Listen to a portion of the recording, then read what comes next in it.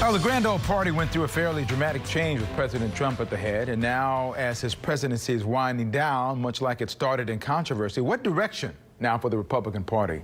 Those continuing to dig in to fight for the Trump base, or a fall back to the more traditional conservative Republican politics? Former Harris County Judge Ed Emmett knows a lot about Republican politics, having been a state representative, a Senate-confirmed commissioner on the Interstate Commerce Commission, of course, county judge, and he's also a fellow at the Baker Institute for Public Policy.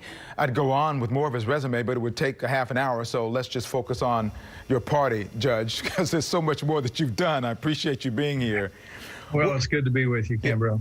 So what kind of introspection is or should be taking place right now in your party?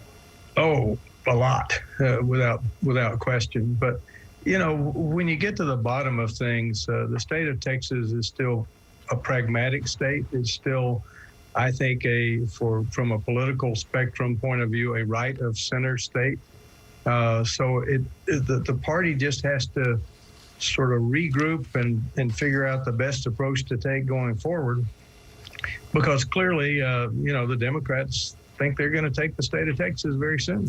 Well, they've got the president at the head of the party, which gives them that kind of thought. I mean, they always say that. It seems that they're always saying that. But this president has had controversy trailing him throughout, which is not helping. And except that you have the Trump part of the party and you have the traditional part of the party.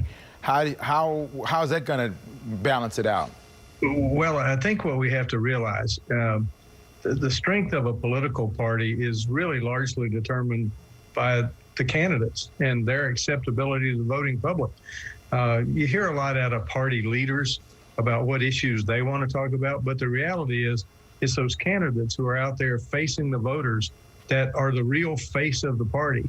And if those candidates focus on issues that matter to voters, everyday voters, then that's going to make a big difference, as opposed to focusing on issues that there's no way to sugarcoat it, that are kind of fringe conspiratorial type issues. Mm-hmm. And I will say, fairly bluntly, who knows what Donald Trump's going to do. If Donald Trump remains the face of the Republican Party in Texas, Texas will go Democrat. I have no doubt about that.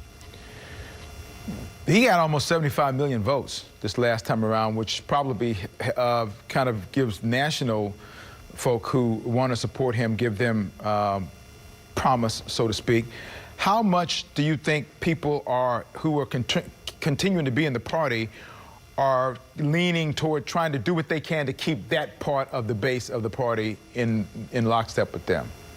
Well, I think any political party always has this juggling act of trying to keep as many diverse groups in the party as possible. We all love to talk about the Big Tent, but then at the same time, some of the people in the Republican Party mention the Big Tent, but then they want to call everybody else a rhino and the Republican in name only, which is really offensive to people who have given their whole life to the Republican Party.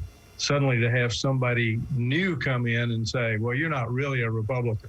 I mean, that's ridiculous. But the party, if it's going to remain viable, needs to get beyond all of those kind of squabbles and really focus on issues that matter to voters, issues, particularly young voters, issues like environment, healthcare, government efficiency, criminal justice that takes into consideration the victims of crimes, education, and really present a list of issues and solutions that make a better future for voters.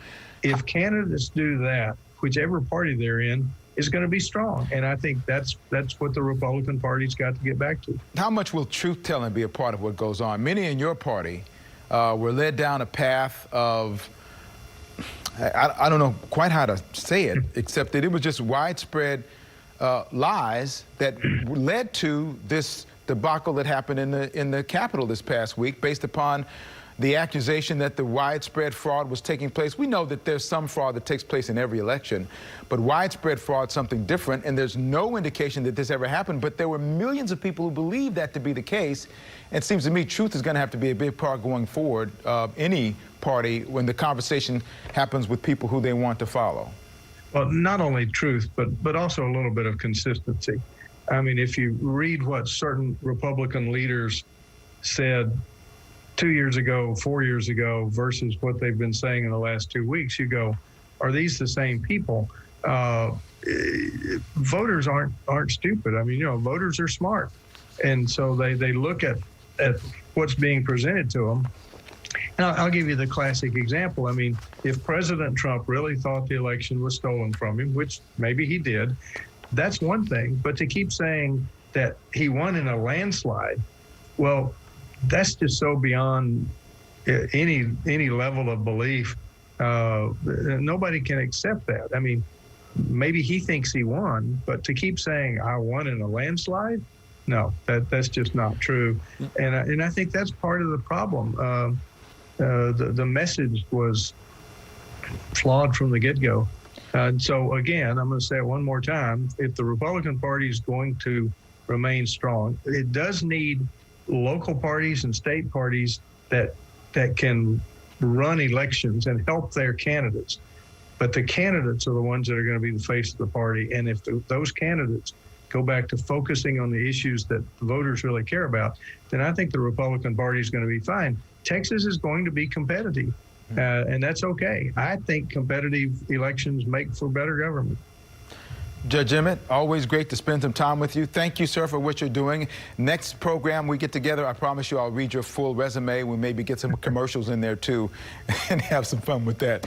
Thank you, Ed. Safe travels, my friend. Thank you very much.